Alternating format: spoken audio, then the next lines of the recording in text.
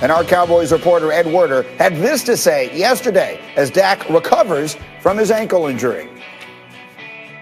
I'm told, Kevin, that he's been at the team facility doing his rehab Monday through Friday. One team source tells me the quarterback will be, quote, 110% fine and physically ready by the middle of next month to participate in the offseason program, provided, of course, he's under contract or has signed the franchise tender. That's actually important. There's been so much talk about him. You forget that he's coming back from this serious injury. So that seems to be going well. That's good. But Jeff Darlington, here's where I want to begin today, because the news continues to be, every time I ask, no, the Cowboys still feel as though they're going to get this done. As every day goes by, that feels less and less likely with everything that has happened. What is it that gives the Cowboys the impression that they have any chance of getting the deal they want with Dak Prescott? Greeny, I feel like it's trying to rationalize with the irrational to answer that question. It just doesn't make sense. And to your point, okay, here's the problem I have with this. It feels like every day that progresses forward, it's less likely. I remember having a conversation years ago with the general manager of the Washington football team at the time, Scott McCloughan, about Kirk Cousins and the deal there. And every day that went by, he knew that they were not going to sign Cousins to a long-term deal. And by the way, here's why. Dak Prescott can play for $37.7 million on the franchise tag this year. That's a 20% bump from last year. So all of a sudden, the goalposts move. The starting point per year changes. So I just don't understand. I will be so impressed if the Cowboys and Dak are able to get to a deal that they haven't gotten to this point, because it feels like every day it's going to get progressively harder. We will see. We've said it a million times. We will wait and we will see.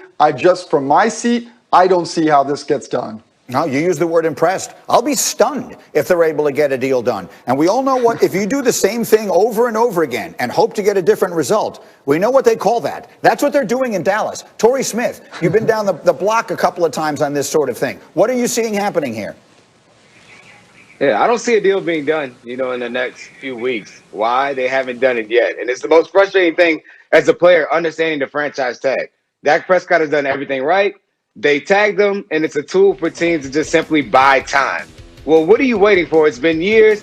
Pay the man. There's no difference between rushing to finish it before the deadline and getting it done today, which I understand Dak's frustrations, even though he handles it great. There's so many other guys who I know would be losing their mind. They would have leaks out and stories about their feelings, but Dak's been respectable the whole time, and they still aren't paying the guy. So I think it's something that's going to get done.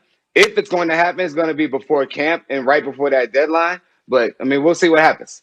That's on into July, and so many things have to happen between now and then. Ninko, what are you seeing here? So this kind of reminds me when I was with my kids. We were down in New Orleans, and there was a merry-go-round, right? And I got on the merry-go-round with my kids. And I'm on this thing, and one song goes, and I'm looking at my watch, and I'm looking, another song goes, and I look again. I'm like, how long am I going to be on this merry-go-round? Because it feels like this is a never-ending merry-go-round. It's very slow. There's really not much action going on. I'm looking at the horse next to me just slowly move up and down, up and down. So for me, it seems like this merry-go-round's never going to end. And I really think that any negotiation, anything that they had on the table is completely wiped away clean because of the fact that his cap number or his actual franchise tag number has increased. I don't know the percentage. Jeff, what'd you say, 30%? So in that particular instance, he's going to make, yes, exactly. He's going to make more money. So the Dallas Cowboys, if they want to keep him as their quarterback, they're going to have to come up a lot and get off the merry-go-round. Jeff, here's what's going to happen. They're going to tag him. If he plays this year on the tag, they're going to pay him an insane amount of, far more than they were ever bargaining to pay him. And then he's going to walk away as an unrestricted free agent next year. That's what's going to happen in Dallas. They missed the window. The window was there. The window was there probably 2 years ago. And I get it, by the way, one thing quickly. I get that we can look at what the Rams and the Eagles did by extending their guys too early. And then everybody's saying, why did you do that? Now Dallas is saying, well, there's a risk in that too. I get it. It just feels like they missed the window, Greeny.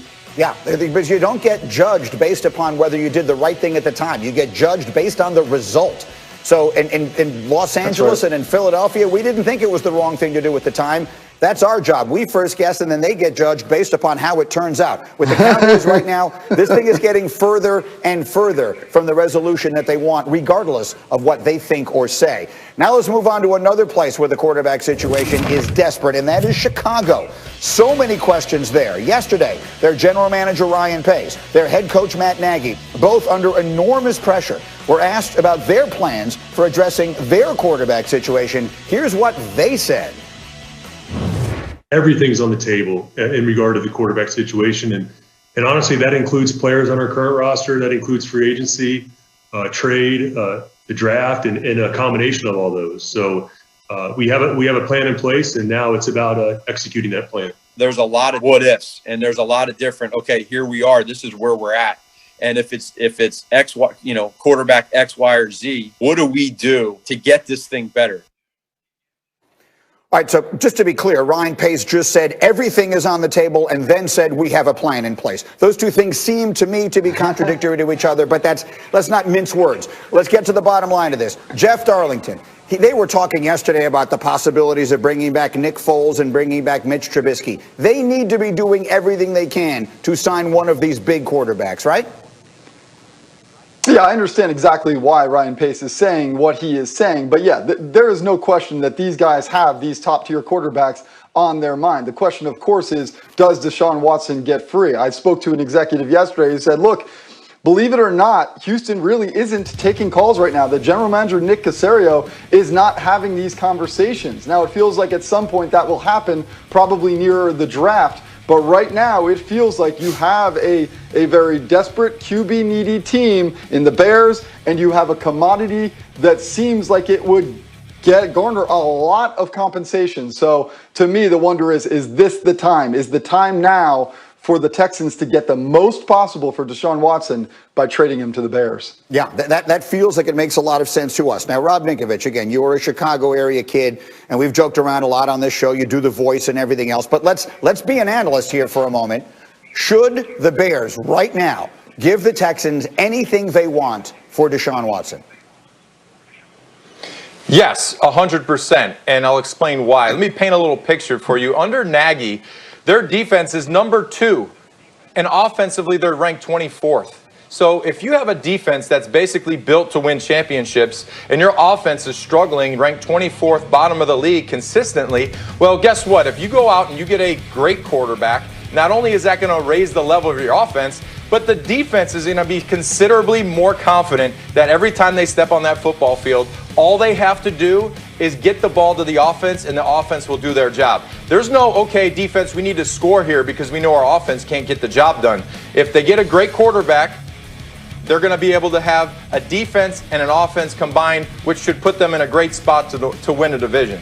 Look, they've basically been waiting 101 years since they were formed in 1920 as the Decatur Staleys to get a quarterback the caliber of Deshaun Watson. And Torrey Smith, people arguing on the other side will say, well, you can't give up all those #1 draft picks. What would you say to them?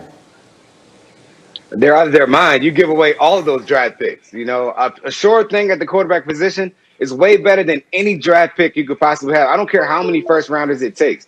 There are so many great players in this league, Pro Bowlers, Hall of Famers, who are drafted after the first round. So if you have a guy that can be the anchor of your offense and the face of your franchise for the next 10 years, you make that trade, and you're built to win right now. You can find complementary pieces to help improve your team in different areas on the offensive line.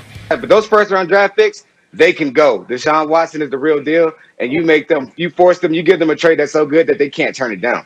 I'm glad you said that. It was in your notes last night, and I wanted to bring that up here because sometimes I think we talk about these teams as though if they trade away their first-round pick, they don't even draft that year. It's just one of the many picks you can make. If you scout this thing right, you can still have a big night on draft night. And Jeff Darlington, the Russell Wilson of all of this, plays into it as well, right? Deshaun Watson was the one guy in this conversation that the Bears wanted. Right. If Russell Wilson really starts to become available, that could influence the way this works out for the Bears and the Texans.